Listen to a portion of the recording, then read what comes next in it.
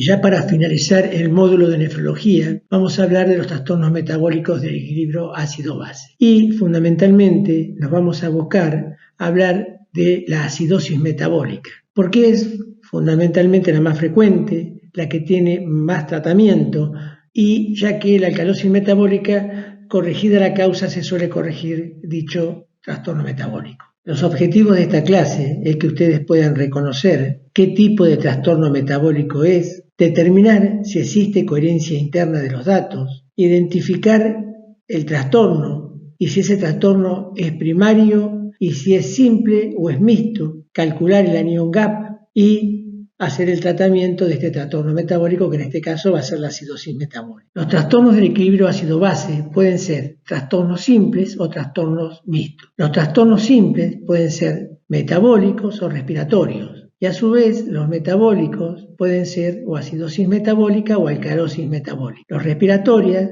acidosis respiratoria o alcalosis respiratoria. O sea que simple es cuando solo tiene una sola alteración, por ejemplo, acidosis metabólica. Los mixtos es que cuando ya existen dos alteraciones, por ejemplo, una acidosis metabólica más una alcalosis metabólica o una acidosis metabólica más una acidosis respiratoria o una acidosis metabólica más una alcalosis respiratoria. Esto, a medida que veamos la clase, esto lo van a poder ustedes distinguir fácilmente. Recién hemos visto que los trastornos del equilibrio ácido-base pueden ser o trastornos metabólicos o trastornos respiratorios. ¿Es un trastorno metabólico? Cuando el disturbio primario se encuentra en la concentración sanguínea del bicarbonato, y es un trastorno respiratorio cuando el disturbio primario se encuentra en la concentración sanguínea del PCO2. También hemos visto que los trastornos pueden ser simples, o sea que presentan un solo trastorno, como hemos visto, y mixtos cuando presentan dos o más trastornos en forma simultánea. Ahora vamos a ver la relación entre el pH y la concentración de hidrogeniones. Y vamos a ver cuál es la diferencia entre acidemia y acidosis y alcalemia y alcalosis. Hablamos de acidemia cuando hablamos de una alteración del pH, igual que alcalemia cuando hay alteración del pH. Decimos que acidemia es cuando el pH sanguíneo es menor de 7,36 y alcalemia cuando el pH sanguíneo es mayor de 7,44. Hay una relación entre lo que es el pH y la concentración de hidrogeniones. Por ejemplo, para un pH de 7,40 le corresponde una concentración de hidrogeniones de 40 nanoequivalentes por litro. A medida que aumentan los hidrogeniones, va a haber más acidemia, y a medida que bajan los hidrogeniones, la concentración de hidrogeniones, va a haber más alcalemia. Para un pH normal, que es de 7,40, más menos 4, o sea que el pH normal va a estar entre 7,36 y 7,44.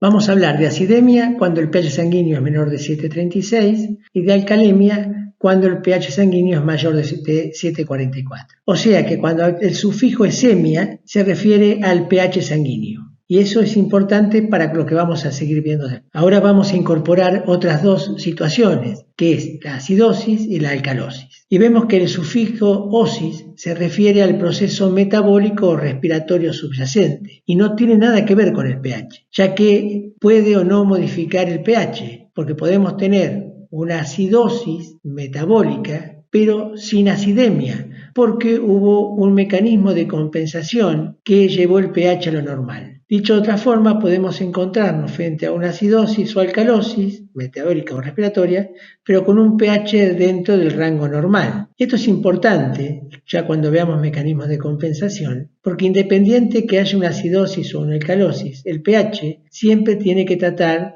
de restablecerse a lo normal o cerca de lo normal, ya que fuera de un rango muy pequeño como es entre 7,36 y 7,44 hay unas alteraciones celulares muy importantes que pueden llevar a la pérdida de la vida. Ahora vamos a incorporar una fórmula que va a ser muy importante para el transcurso de la clase y que vamos a usar mucho. Y que esta fórmula sale de la ecuación de Cassirer-Blage y que dice que la concentración de hidrogeniones es igual a 24 por la concentración de la PCO2 sobre la concentración del bicarbonato. Este número 24 es un número constante como era el 6.1 de la ecuación de Henderson-Hasselbalch y que la concentración final de hidrogeniones y por ende del pH no va a depender de los valores absolutos de la concentración de PCO2 o de la concentración de bicarbonato, sino de la relación existente entre ambos. Y eso lo vamos a ver con un ejemplo en la próxima diapositiva. O sea que normalmente para un pH de 740 se corresponde con una concentración de hidrogeniones de 40 nanoequivalentes por litro. Esto es el reflejo de la relación existente entre la PCO2 normal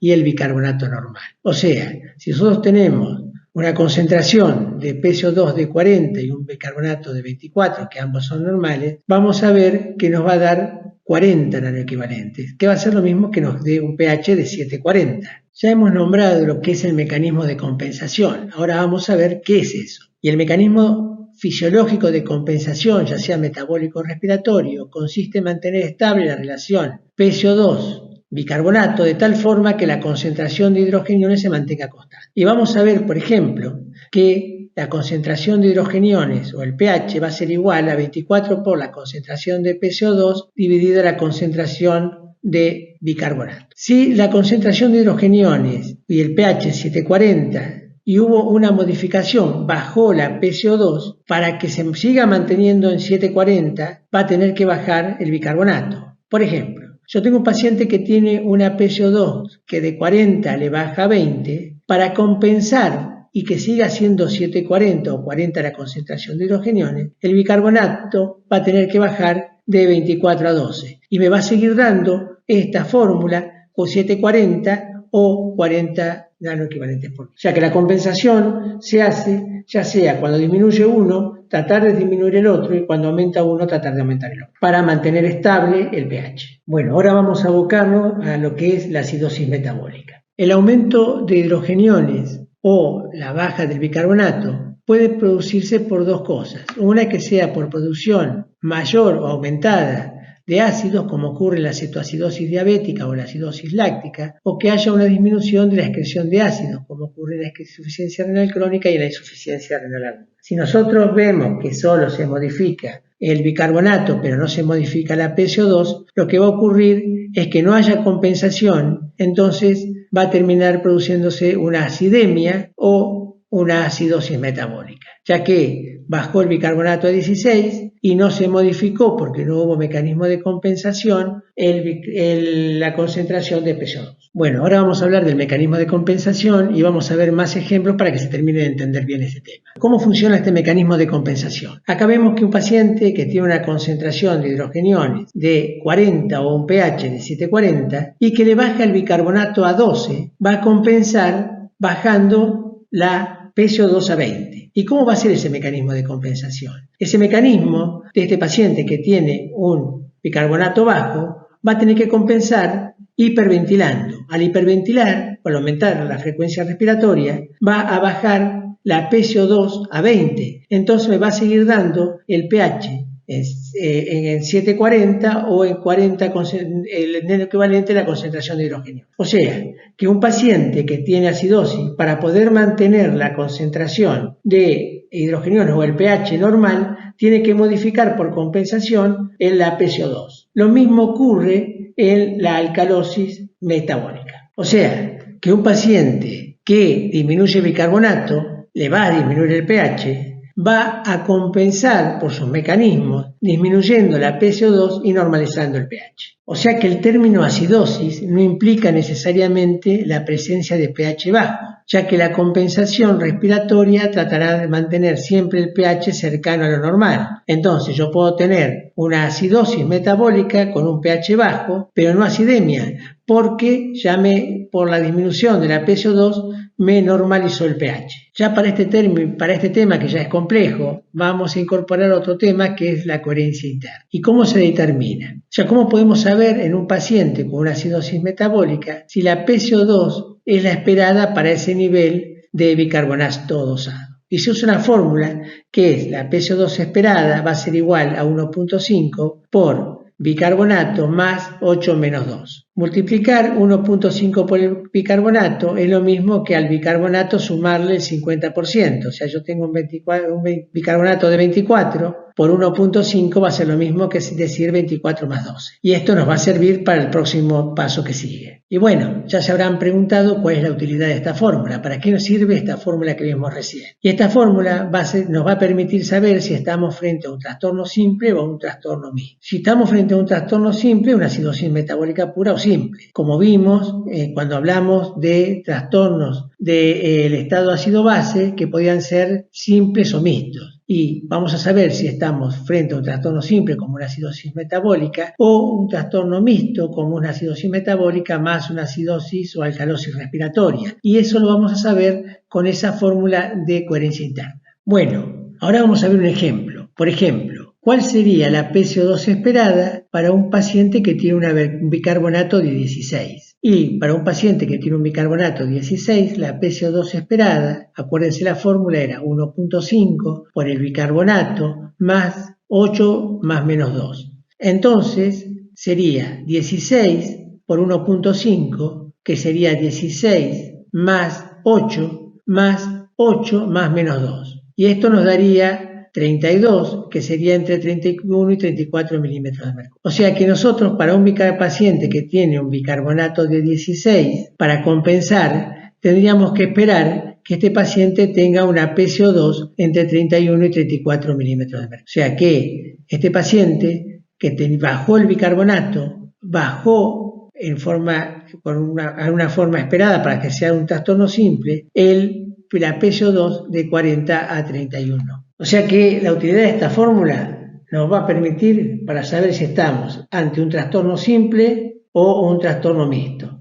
o si es una acidosis metabólica simple o pura, o es una acidosis metabólica asociada a una alcalosis o respiratoria o metabólica, o una acidosis metabólica asociada a cualquier otro trastorno. Ahora puede ocurrir que la PCO2 dosada no sea igual a la esperada, sino que la PCO2 dosada sea menor a lo esperado o la PCO2 dosada sea mayor a lo esperado. Si es menor esa PCO2 dosada a lo que nosotros esperamos por fórmula, se va a sospechar que existe además una alcalosis respiratoria asociada, o sea, va a tener una acidosis metabólica más una alcalosis respiratoria, o sea, un trastorno mixto. Y si la PCO2 dosada es mayor a la esperada, vamos a sospechar que existe una acidosis respiratoria asociada, o sea que va a haber una acidosis metabólica más una acidosis respiratoria, o sea, un trastorno mixto. Vamos a ver en esta historia clínica lo que hemos aprendido.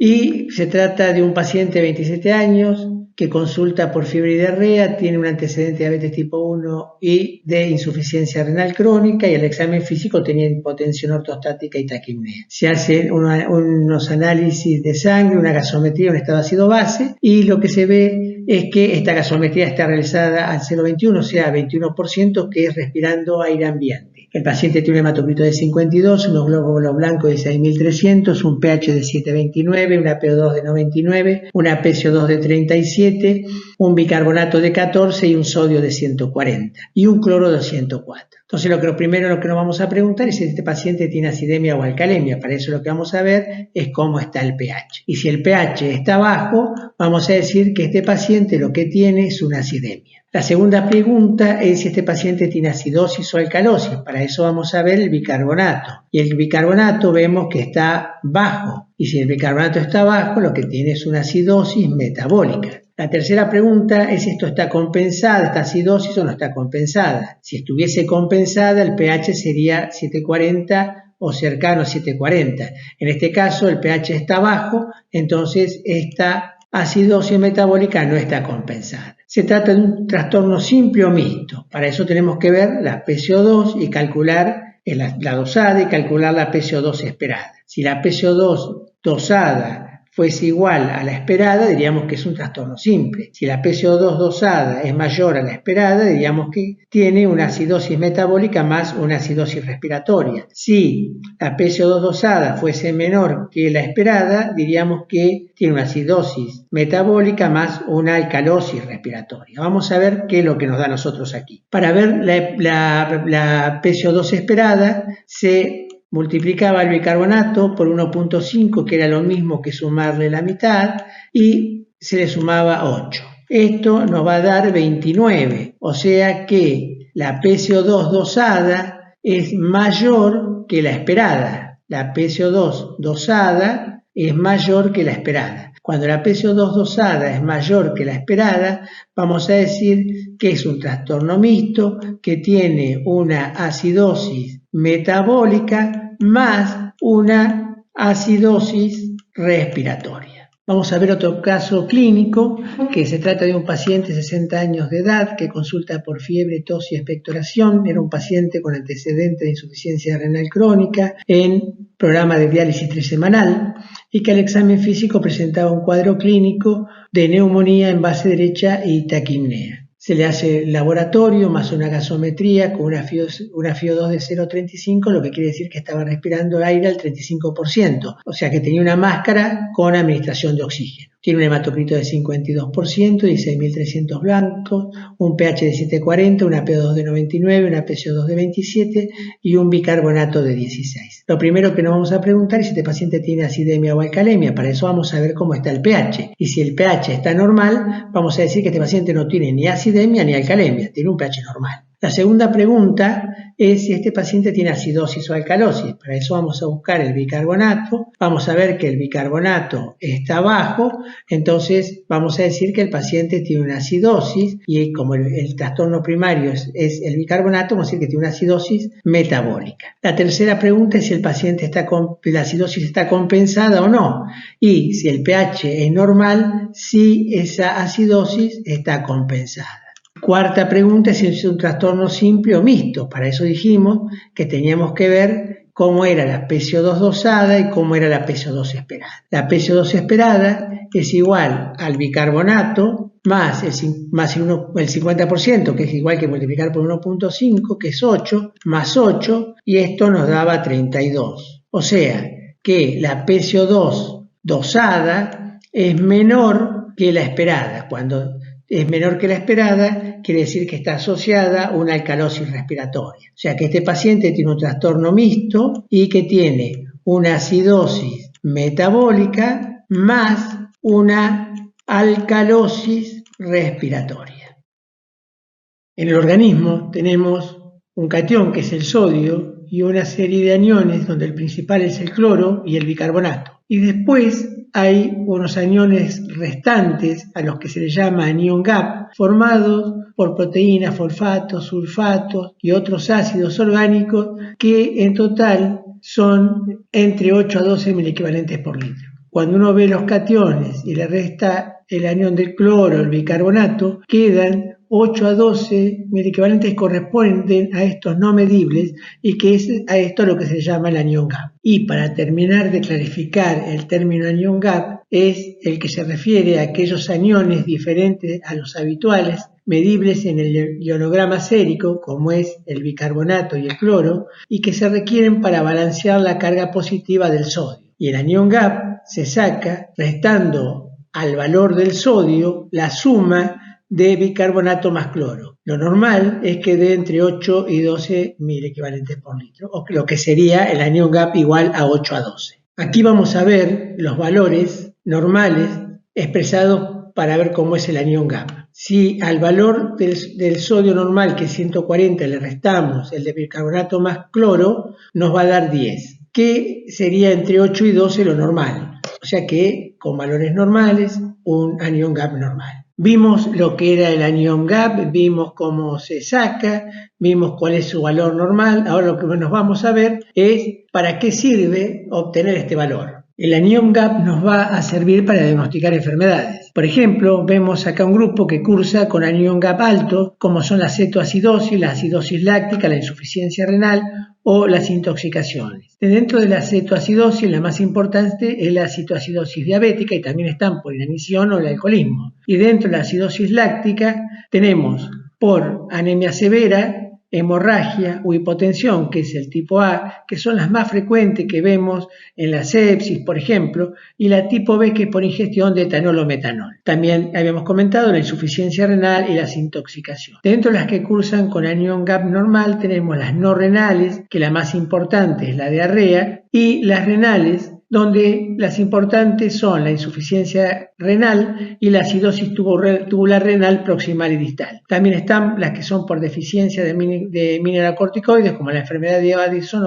o deficiencia de aldosterona. Vamos a ver otro caso clínico donde vamos a aplicar todo lo que hemos aprendido en esta clase y le vamos a agregar lo que es el anión GAP. Se trata de un paciente de 27 años que se presenta a la consulta por fiebre y diarrea, tiene antecedentes de diabetes tipo 1 y insuficiencia renal crónica, y al examen físico tenía hipotensión ortostática y taquipnea. Se le hacen análisis y una gasometría respirando aire ambiente, donde tiene un hematocrito de 52, un glóbulos blancos de 6.300, un pH de 7,29, una PO2 de 99, una PCO2 de 30, un bicarbonato de 14, un sodio de 140 y un cloro de 104. Entonces hacemos las mismas preguntas que hemos hecho en casos clínicos anteriores. ¿Este paciente tiene una acidemia o alcalemia? Y este paciente tiene un pH bajo, o sea que tiene una acidemia. Nos seguimos preguntando si este paciente tiene una acidosis o una alcalosis. Y vemos, para eso tenemos que buscar el bicarbonato y vemos que el bicarbonato está bajo. Y si el bicarbonato está bajo,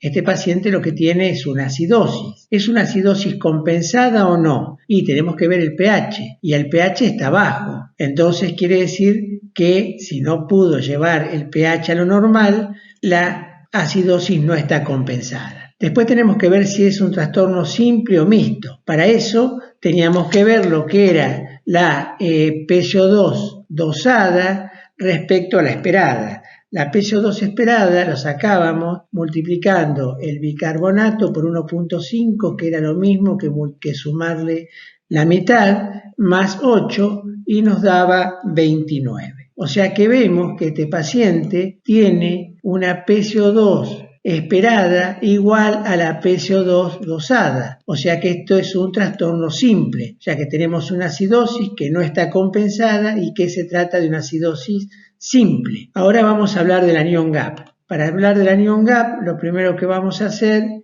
es borrar esto para poder seguir haciendo ejemplos. Dijimos que el anión GAP era la diferencia entre el sodio más la suma del bicarbonato más el cloro. Esta suma nos daba 118. Entonces lo que nosotros vamos a hacer es al sodio restarle la suma del bicarbonato más el cloro y nos va a dar un valor de 22. Ese valor de 22 vemos que está muy elevado o está elevado porque lo normal es que sea de 8 a 12. Y si tenemos un valor de 22, decimos que tenemos un anión GAP alto. Ahora vamos a ver para qué nos va a servir esto, para ver cuáles son las causas de esta acidosis y de este anión GAP alto. El caso clínico que vimos recién, vimos que tenía un anión GAP de 22. O sea que ese anión GAP estaba alto. Entonces lo que tenemos que ver ahora son las causas de anión GAP alto.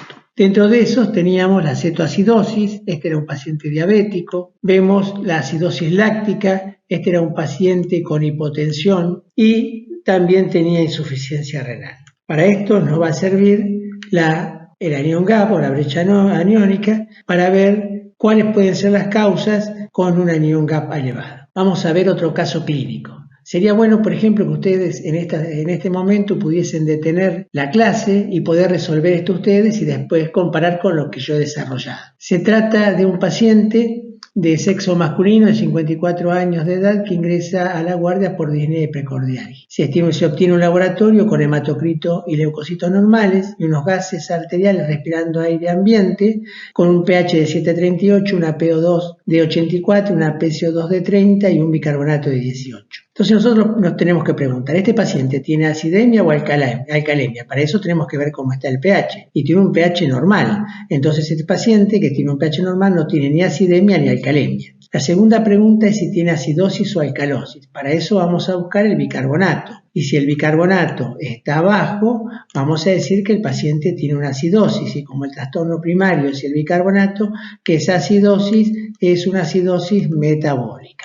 La tercera pregunta es si está compensada o no. Para eso vamos a ver cómo está el pH. Y si el pH está normal, vamos a decir que sí, esa acidosis está compensada. La cuarta pregunta es si es un trastorno simple o mixto. Para saber si es un trastorno simple o mixto tenemos que ver cómo está la PCO2 dosada en relación a la PCO2 esperada. Y este paciente tiene un bicarbonato de 18, hay que sumarle el 50%, que era lo mismo que multiplicarlo por 1.5, más 8, y nos da que la PCO2 esperada de este paciente tendría que ser 35. O sea que el paciente tiene una PCO2 dosada menor que la esperada.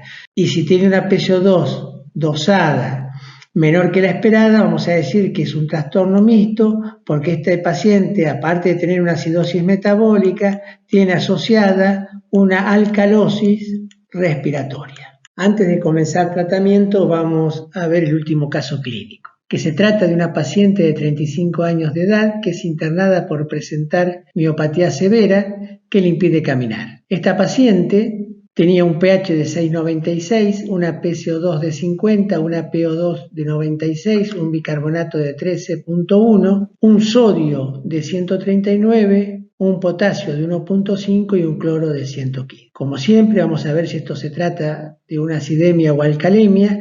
Vemos el pH y el pH es muy bajo, por lo cual quiere decir que esto se trata de una acidemia. Vamos a ver si es una acidosis o alcalosis. Para eso buscamos el bicarbonato y vemos que el bicarbonato es muy bajo. Entonces se trata de una acidosis y como el trastorno primario es el bicarbonato, vamos a decir que este paciente tiene una acidosis metabólica. Después, ¿está compensada o no? Para eso vamos a ver cómo está el pH. Y el pH está muy bajo, o sea que no compensó, o sea que es una acidosis no compensada. Después vamos a ver si es un trastorno simple o mixto. Para ver eso tenemos que ver si la PCO2 dosada, cómo está en relación a la esperada. La PCO2 esperada va a ser igual al bicarbonato más el 50% o multiplicado por 1.5 más 8. Y esto nos va a dar 27.5. O sea, vamos a poner 27.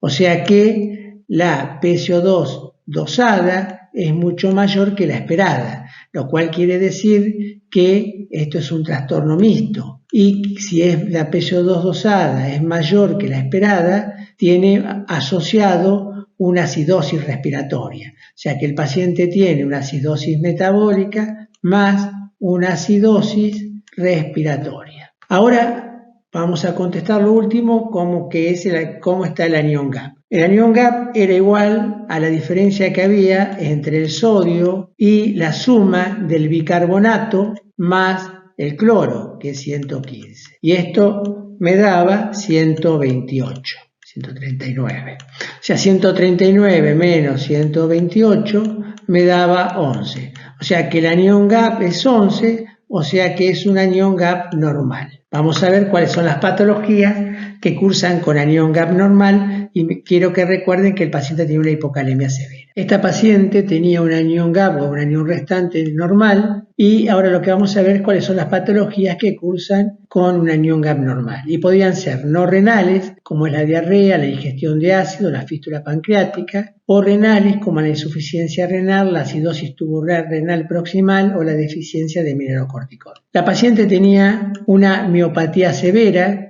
y además tenía un potasio de 1.5. Dentro de las patologías que producen hipocalemia por pérdida de potasio está la acidosis tubular renal y la hipocalemia severa lo que da es una miopatía severa que muchas veces llegan a la parálisis. O sea que esta paciente tiene un anión GAP, tiene normal con una hipocalemia, probablemente por una acidosis tubular renal, además una acidosis metabólica más una acidosis respiratoria. Y ahora para finalizar vamos a hablar del tratamiento de la acidosis metabólica. Vamos a comenzar a hablar de generalidades del tratamiento de la acidosis metabólica. Y el tratamiento de la acidosis metabólica debe orientarse al diagnóstico clínico y de laboratorios precisos, enfocarlo siempre a identificar y tratar la causa primaria. ¿Qué quiere decir esto? Que si el paciente tiene diarrea, lo que tenemos que tratar para solucionar ese problema de acidosis metabólica es tratar la diarrea. Si el paciente tiene una cetoacidosis diabética, lo que vamos a hacer es tratar la cetoacidosis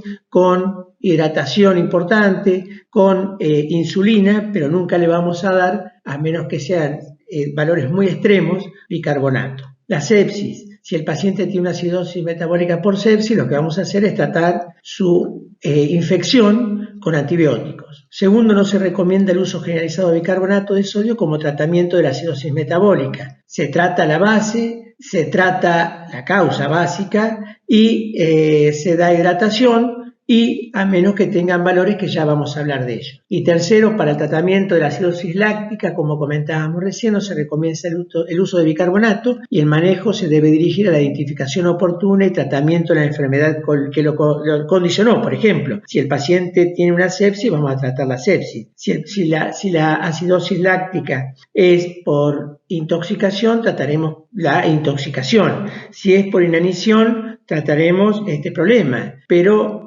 tratando siempre el problema de base y no la administración de bicarbonato de entrada. Sigue existiendo una incertidumbre en qué momento debe empezar a tratarse, con qué valores. En general, lo que se piensa es que la terapia con bicarbonato se debe hacer cuando el pH arterial es inferior a 7 en la cetoacidosis o 7,15 en la acidosis láctica.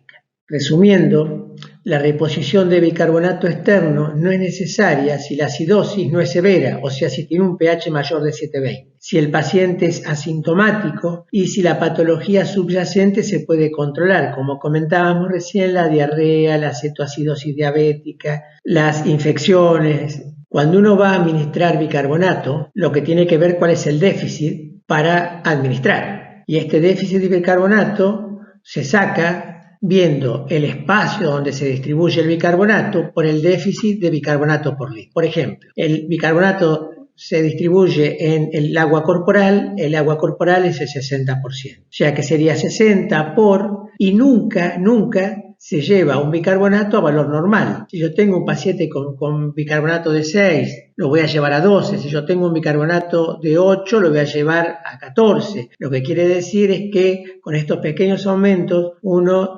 trata, o lo saca, mejor dicho, del riesgo al paciente. Entonces, un paciente que tiene una distribución del 60% por un bicarbonato de 6, y yo lo quiero llevar a 12, lo que voy a ver es el déficit, que es 12 menos 6 es 6, y 6 por 60 me da 360 miliequivalentes. Y estos 360 miliequivalentes se los voy a administrar por vía endovenosa en 4 a 8 horas, de acuerdo a la urgencia que yo tenga con ese paciente. Gracias por su atención. Con esta clase terminamos el módulo de nefrología y esperemos vernos pronto en forma presencial en los hospitales con pacientes, como debería haber sido si no hubiese sido por esta catástrofe que fue la peor considerada de la historia del mundo.